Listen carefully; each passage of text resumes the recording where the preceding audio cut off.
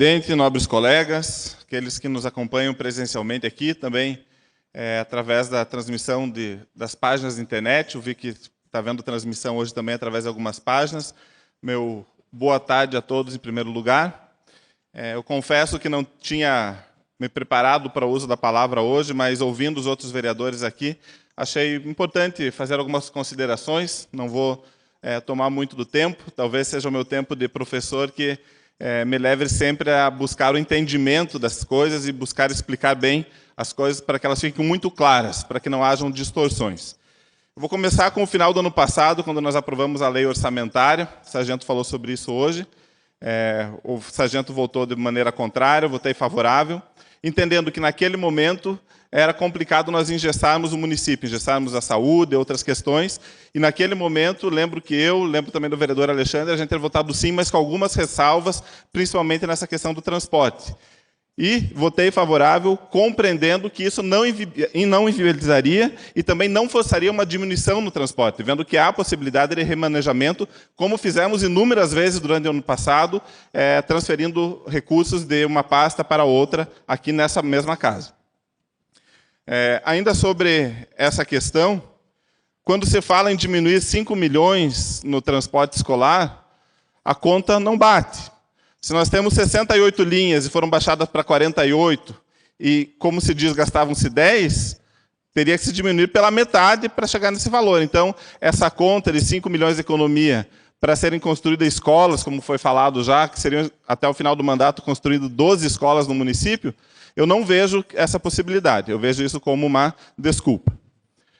Sobre o argumento que há uma imposição legal para a diminuição do transporte escolar. Também esse argumento não cabe. Na última sessão, o vereador Alexandre demonstrou aqui que a conta dos prefeitos anteriores foram aprovadas no quesito educação, transportando todos os alunos que eram transportados, com as 68 linhas ativas. Então, nesse sentido, dizer que há uma lei nova, que a lei obriga a diminuir, não é verdade. Nós temos que falar o que realmente acontece. É uma decisão do Executivo de diminuir o número de linhas. E ele tem essa prerrogativa. Nós concordando ou não, a prerrogativa é dele. Nós podemos falar, podemos dialogar, podemos envolver o Ministério Público. Na semana passada, inclusive foi uma sugestão que foi dada aqui nessa casa, de que os vereadores que não estavam satisfeitos procurassem os seus partidos em níveis superiores para que houvesse uma alteração lá em cima. Conversei com o deputado Galo, que é o deputado do meu partido, e falou: não houve alteração na lei. A mesma lei que estava regendo lá atrás está até hoje. Aquilo que era feito pode continuar sendo feito sem problema nenhum. Falei também com o senador Álvaro Dias, que inclusive mandou uma mensagem para o povo campolarguense, pôs nas redes sociais dele, em algumas outras páginas, apelando para que o prefeito reveja a questão do transporte escolar em Campo Largo.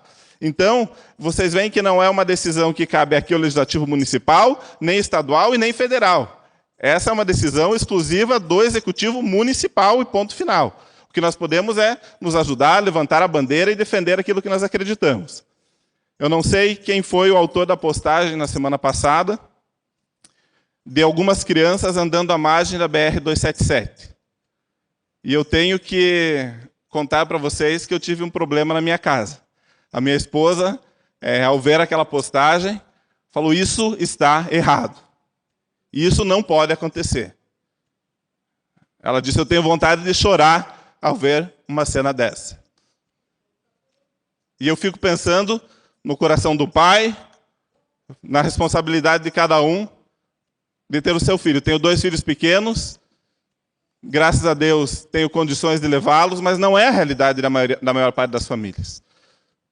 Como fica o psicológico de uma família sem saber da segurança do seu filho? Sabendo que seu filho sai para ir para a escola e está aí à margem, à mercê de acidentes.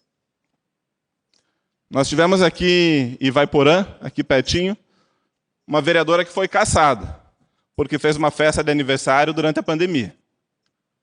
O que nós falamos de quem tem abarrotado ônibus de crianças durante a pandemia.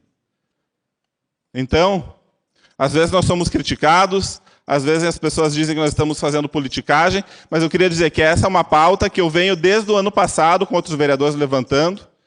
Não pude estar na manifestação sábado, eu tenho uma postura em relação a isso. Estive lá no Itaqui, juntamente com outros vereadores também, dialogando com a população, mas por opção, não estive ali nessa de sábado, por entender que o meu papel é aqui nessa casa, através também de contatos que a gente faz, mas apoio e acredito que a população deve se manifestar sim, né? O voto vem do povo, o poder emana do povo, e se nós estamos aqui é pelo voto popular. Então, toda manifestação feita de maneira ordeira, de maneira democrática, expondo os seus valores, ela é válida e precisa acontecer.